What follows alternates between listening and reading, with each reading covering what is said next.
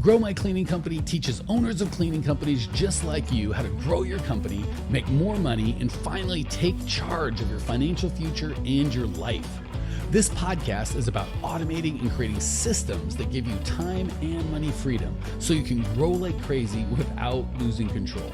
Since this is totally free, if you're getting tons of value, want to support us, and make sure that you get more of the good stuff, subscribe, rate, and review to this podcast today. Now, on to the show. Hey, Cleaning Nation, so excited to be with you today. Let's talk, man. We are going to go into how to get all the good employees, even when we're competing with the government handing out money. If you like this topic, give Lindsay some love. She's the one that saw this a lot in the Facebook group, and I've actually been hearing it with my coaching clients. What's going on? We got this whole COVID nonsense. The government's giving out money just to stay home. How on God's green earth do we compete? That's exactly what we're going to talk about today. All right. Let me give you a little bit of backstory just so you know that I've been here. I know what I'm talking about, and I can actually give you some feedback on this. Growing up in business, probably at least the first 10 years, maybe not that long, but close to 10 years. Hey, Jessica, good to have you, sister. I felt like I couldn't compete for employees, right? Other companies seemed to give better pay. They had nicer off. They're just bigger, like in my opinion, and you guys can put in the chat if any of this feels like you guys, like they were just like real companies or bigger, just better, right? They had fancy offices. They had real benefits, just crap I couldn't afford. And I felt like I couldn't compete. Marina's here. Good to see you. She says, hi, Mike. Great topic. All here's Jessica's in. All right. So Lindsay did good picking this topic. Seems like Cleaning Nation needs to hear it. We're going to sort it out right now. So I don't know about you guys, but when this is because we're going to talk about just what it's like competing with employees all the time. Hey, Kendra, good to have you. And then we'll talk about how to deal with it right now with the government, just handing out money to stay home, which makes it tough, right? I was always feeling like the other companies had benefits or nice offices, or they're big, or they had real companies and they could give all this cool stuff. And I felt like I needed to grow, but I was like, I can't get the good employees till I grow, right? No one wants to work for my little company, but I can't grow till I get the good employees, right? So it's like a catch-22. But honestly, if I was kind of being honest with myself and the reality, not only did I want to grow, but I wanted the validation of employees choosing me and my company over everything I have. Like that, what I built was real, right? And good to see you, Evelyn. Nice to have you. Edwin's in the house as well. He says, I finally reached adolescence. Yes, my beard of a month now finally looks almost like an adult male beard. So we're getting there. Sorry, those of you on the podcast, you just have to take my word for it that I have a 80% of an adult male beard going on here. So yeah, I was in that spot where I just wanted to grow. I wanted to get the good people, but I wanted that validation. Like I had a real company and it was a real option. I felt like money was the only way I could get there because I was so little. And I tried everything I knew. What if I paid more? What if I go to a job fair? I begged employees for referrals or putting random ads in random places, trying to sound professional, like fast growing company looking for high energy, blah, blah, blah. Whatever the other people's ads said, I put that and just nothing worked.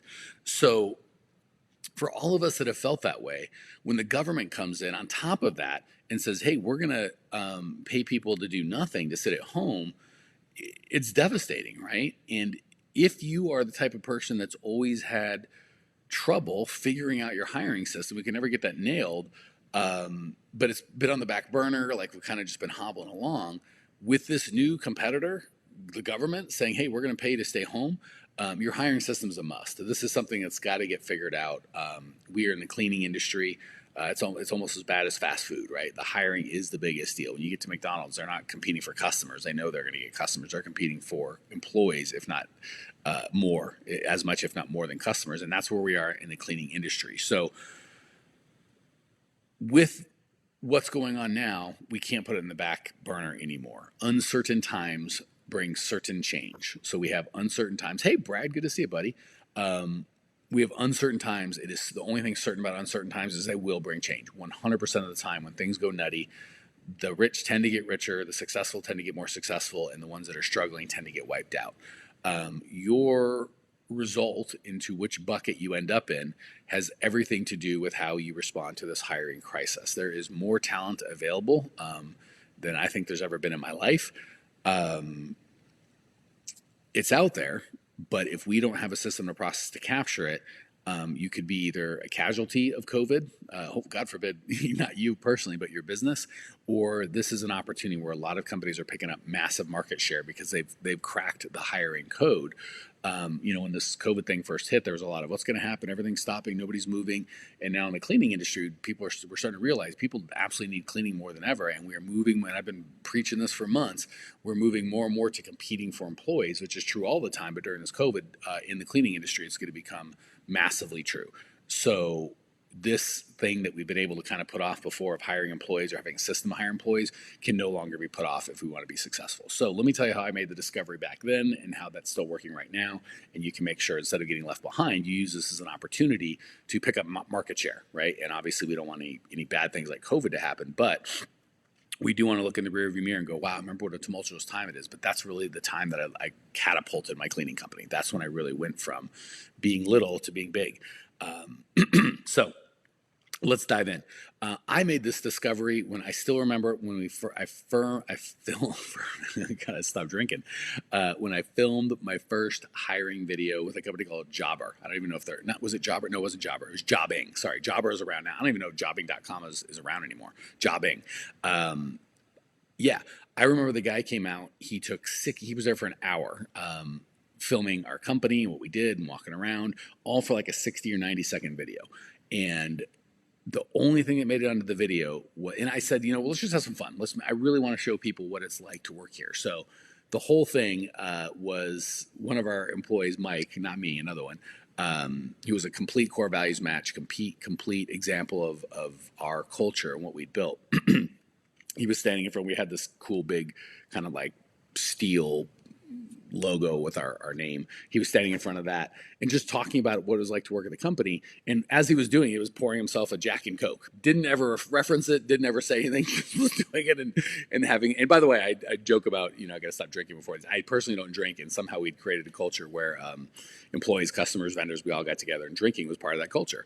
I didn't partook, but it was always fine for me, for the employees to drink. So he's just basically talking about, it's not like this, it's like this. And just talking about a day in the life, what it feels like to work there. And just the whole time, making himself a drink and drinking it without ever referring to it.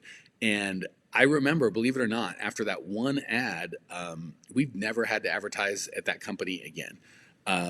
People really wanted to be a part of what we were building. I still remember I went to dinner one night with, I don't know if I forget who I was with, because this is many years ago. I don't know if I was married to Natalie, but I went to dinner, put the check out, paid with a debit card. The guy came back and goes, "Are you?" Because my card said Killer Shade, the name of the company. He goes, "Are you? Is that your company?" I go, "Yeah." He goes, "Oh my gosh, I saw the hiring ad," and I don't even know this guy's a restaurant 45 minutes from where our office is, and he recognized me just from the name on the card because it was the culture, right? And it wasn't work here and get paid more money. You get better vacation or better benefits. It certainly wasn't look at our fancy offices. It was just letting them know what kind of experience they would have and how they would feel working there. And that one thing changed everything. We never had to hire there again. And going forward, I've never talked about fast growing company, paid training, blah, blah, blah, the boring stuff that everyone else does. We just talked about what it feels like to work there, what kind of a person would want to work there. And that's what people respond to. So, not only was I able to start hiring the best people, which is a huge win, the best people started coming to me. And the big transition that happened, this is the one I want to see you make in your cleaning companies, is we moved from chasing and begging to sifting and sorting to, man, we really want people, but we never have enough. And we're always picking like kind of the best from a pool of 2 or 3, which may not be all that great, to really sifting and sorting and having people that, wanted to work with us, and we just didn't have enough spots, so we get to kind of pick the best, even when the competition seemed better or paid more. They couldn't compete with the vibe that we did. Shelly in the house, she says, hey, from Shelly's in Ohio. Amy's on the house, says hello to Clean Nation, good to have you both. So now that we kind of have the background of how this all came together, let me give you the framework of how you can put this together into your business and make sure that you don't have that you fix this once and for all, right? And if we use COVID as an excuse, or the hiring landscape being a little different with the government out there kind of paying people to work, let's do it. So first of all, get clear on your core values. This is the problem that everybody misses. They think they go right to the hiring ad, or should I advertise here versus here? Linda says, hey, presently on my company, well, in the company. Good to have you, sister. Yeah, so they skip that and go, where should I advertise? And, how much should I pay? And what should the hours be? And should I talk about uniform? And just all these things that make no difference. The first and foremost thing to build a team is to get crystal clear on what your core values are. For us, they are, and before I tell you, hopefully for those of you that have been around a while and have not heard the core values, as I say them, go, is this the experience I've had with Mike and the team? Do I feel this? Because hopefully when I say it, you go, holy crap, this is right. Craig, oh my goodness, Craig, one of my first clients from many moons ago says, popped in, always good to hear a voice of reason in unreasonable times. I think he thinks there's a guest on. I'm gonna have a reasonable guest on in unreasonable times. Good to see you, buddy. Craig was Simple Clean. Miss you, brother. God, what was I talking about? So excited to see Craig. Yeah, get clear on your core values. So for us, there, have fun, make money, be real, and help out. So there's two kinds of people in the world: people those resonate with, and people those don't. If they don't resonate, they go, have fun. What's this? Work's supposed to be professional and make money. You can't just tell people you want to make money. That's be real. I don't want to be real with these people. I got friends on my. That's fine. There's nothing wrong with those people. They're just not gonna be a good fit with my organization. They're not gonna fit in at all, which is great because they never darken my doorstep. They don't waste any of my time trying to sneak in and infiltrate. They don't want to be a part of it, which is fantastic, right? And then there's another type of people that are like, oh my gosh, that's what I've wanted my whole life. I've always wanted a job I can have fun and make money and be real and help out. I didn't know that I could have that and get paid. And those people won't just show up. They're going to show up passionate. So people they want to start playing the game before they understand the rules. The good thing is, since this is your business, this is your rules, your ball. You can take and go home whenever you want. So we have to set the rules of the game and let people come in and know how they're going to play. So first and foremost, you've got to get clear on your core values. Second, once you've got the core values, the rules we're going to play with, you create a hiring system that follows those core values start to finish, right? And this is really important. So many people start with a hiring ad, and they'll kind of make a hiring ad that fits their vibe, which is great, and it's super like who they are, and they love it and they're proud of it. And typically when I walk someone through a revision of their hiring ad, we'll at least double, if not quadruple, the quality of people that they get, but the quantity goes way up as well. Here's the problem: a lot of people stop with a hiring ad, so they put a hiring ad that's so them and so into it. Like I had that video, that was our hiring ad. You don't have to do a video hiring ad, but it really attracted people that loved that vibe. Now, if they got there and the vibe was completely different, they'd be really disappointed and it wouldn't work out, because we kind of lure them in with it, like it'd be a bait and switch, right? And who am I fooling? I get them to start a job that they're going to hate, and that doesn't work, right? So a lot of people miss the boat and make a good hiring ad. At the beginning part of their hiring process is all core values based, but then they don't follow through and people feel baited and switched and they get disenfranchised. So you got to start with a hiring ad that's full core values. You need an automated follow-up system from your hiring ad that fits your core values, right? If that's going to be text or a pre-recorded voicemail or email, all that needs to be written and spoken and handled in your voice, in your core values voice, right? So people are like, oh my gosh, this is the guy from the ad, or this is the ad. I remember that. I wanted that job. I love that ad. If it's a disconnect and the follow-up system is different than the verbiage in your hiring ad, it's not going to work. Here's the important. Well, every one of these pieces is important. That's why we're going through them. Then you need a core values-based interview system. We're not going to get into it now, but we coach 3 different interviews in 3 different places with 3 different people. And I know that sounds like a lot. Believe it or not, it gets done in because we use group interviews for one of them.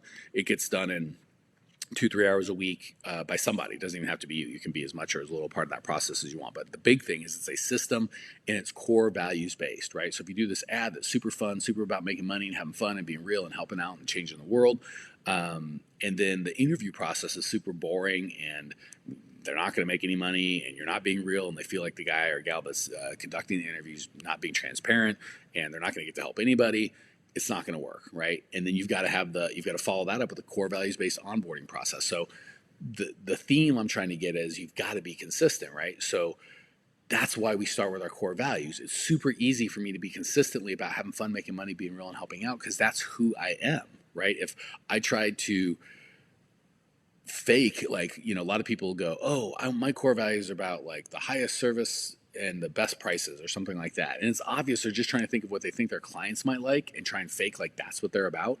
The problem is the clients are going to sniff you out in 2 seconds. So are your employees, so your vendors, so is the world, right? So it's much easier just to go, who am I? As opposed to trying to mold myself to I think my clients or customers or employees might want. You just go, this is who I am, and I'm going to try and attract people that are already attracted to that. It's so much easier in the long run, and that's what's going to give you the freedom to be not have to run your company day to day, because you've got a bunch of people that are running your company with the same values that are dear to you. You don't have to micromanage them, right? So that said, the most important part of this whole framework is you have to continue leading your people with those rules and those core values that attracted them. So the whole process from hiring ad to onboarding to leading them day to day, it all has to be core values based. And that is what is going to allow you to compete with the government, because the people on our team, even for the same money or more money, if they just got paid to stay home, wouldn't do it. But that's not who they are, right? Their core values are to give value and to contribute. And the government, when just getting paid to stay home, you're not contributing anything. You're not having any fun, right? So it wouldn't be for them. So as you're going through this, if you've seen with the government saying, hey, during COVID, we'll give you money even if you don't work, you're like, oh my gosh, that's hard to compete with. Honestly, you might get less people your applications, but they're going to be the quality people are still going to come. So maybe before you'd have 20 people come through your hiring process and 4 were a fit. Now you might get 7 people that come through your hiring process and 4 or 5 will be a fit, right? So don't get discouraged by the top number. The government saying, hey, we'll pay you to do nothing is kind of getting rid of the people that aren't a fit anyway, right? So the framework is get clear on your core values, create a hiring system that follows the core values from hiring ad all the way to onboarding, and then most importantly, lead your company with those same core values and rules and be consistent so people know what they're getting. That said, this ability to attract, not chase, the best talent is the most important ability your company can develop. Whether you're just starting, whether you're at $1 million, $100 million, the ability to attract and lead the best talent is the number one thing you as a CEO, as a leader, as a successful owner is going to need. If you need better cleaners, running with your core values is going to attract them. If you need better marketing, you'll be able to hire the best marketers in the world. Yeah, Marina says, so true. Get the best hires during COVID. You're absolutely right. They're more available than ever. If you need better leadership, trust me, leaders are only going to work where there's a strong culture. The good leaders, right? Crappy leaders will take anything. The ones that you want that are in demand, it's not as much about the money because everyone's going to pay them whatever is decent and fair. It's about them being a part of something they believe in. I'll give you 2 examples of, and Patagonia is perfect. I'm not, their philosophy of life is not me. I'm not a Patagonia fan, but I'm a fan of their culture, in that they're all about outdoor stuff. I was just listening to Business Wars, by the way. It's a great little podcast. If you haven't listened to it, they just talk about like Patagonia versus North Face, and they talk about how Patagonia was they would do stuff that would actually superficially hurt their profit because they believed in the environment, what they're wanting to do. And it would always turn around and help them. So Patagonia is a great example of culture. Chick-fil-A, great example of culture. Marlboro, for any of you that have read Good to Great, it's a great book. They talked about like 10 companies that were doing well for a very long time and then took off, and they talked about what they were. And Marlboro, and there's only like 10 or 15 companies in the world that had fit that criteria. Marlboro was one of them. And like, do we include Marlboro? They sell stuff that kills their own customers, right? Should we include them? And they chose to, and the reason they chose to is they found that the Marlboro people weren't just selling it to other people. They believed and lived the lifestyle, right? The Marlboro man died of cancer at like age something. The leadership all smoked, right? So they were at least drinking their own Kool-Aid. It wasn't like, so that's why they decided to keep them. So it was really culture. And again, the reason I used all those is those of you that are into Chick-fil-A and their culture may not be into Patagonia, and those 2 may not be into the Marlboro company. It's not about each of those companies. It's about how a strong culture can really transform what they're doing. And that has all this, by the way, guys, gals, has got our clients that we work with growing faster, working less, being in control of their life, building a business that they're super, super proud of. So having the best people is not only going to grow your company and give you something you can be massively proud of, it's going to, hey, Mark, it's good to see you, buddy. It's going to build a legacy that you can sell for a bundle or pass on to your kids, and it'll just be something that you're proud of. Most importantly, the better people that you surround yourself with, the better leader you become, not just in business, but in life. So if this has been transformational and you're like, holy crap, I want more help with that. If you guys do this every day, all day, and have a team of people to do that, we do. That is what we do all day, every day, is help people make these transformations from a culture that's going to attract not only the best employees, but the best customers. If that's you and you want to be a part of it, book an appointment right now. You can go to... what should I have you do? Just email support@growmycleaningcompany.com, and Lindsay will get you hooked up with a coach. Anyway, book an appointment, jump on. We don't charge anything. Get on the call, help you get clear on where you're at now, where you want to be, and help create a plan to get you where you want to go. If you're getting tons of value for the show, you're also welcome to subscribe, rate, and review. Also, we're just opened up our Instagram channel. I think we've grown to like 700 people over the first couple weeks, and we're loving it. So if you want to follow us on Instagram, go to instagram.com/grow my cleaning company. Just direct message me that you subscribed, you rated, you reviewed, you booked an appointment, you referred the show to somebody, and I'll get you a free copy of my book, I'm a Freaking Genius, Why Is This Business So Hard? Anyway, that's it, guys, gals. If this has been helpful and you are committed to grow, let us know. Book an appointment right now. We are here to serve and love helping owners of cleaning companies get freedom. Talk to you soon. Thanks for tuning in to today's show. If you're fired up, ready to grow, and want to see if you have what it takes to work with us at Grow My Cleaning Company, here's what I want you to do right now. Go to growmycleaningcompany.com/talk. That's growmycleaningcompany.com/talk to book an appointment to speak with me personally. I'm going to jump on the phone with you to get you crystal clear on where you are now, where you want to be, and how to get you there. Don't walk around in the dark any longer. If you are serious about growing your cleaning company, it's time to finally get the systems in place that you need to grow. We've helped hundreds of owners of cleaning companies not only grow their business and their personal freedom, but give back to their community as well. If that's what you're looking for, head over to growmycleaningcompany.com/talk and book a time to talk with me personally. I can't wait to get to know you and your business.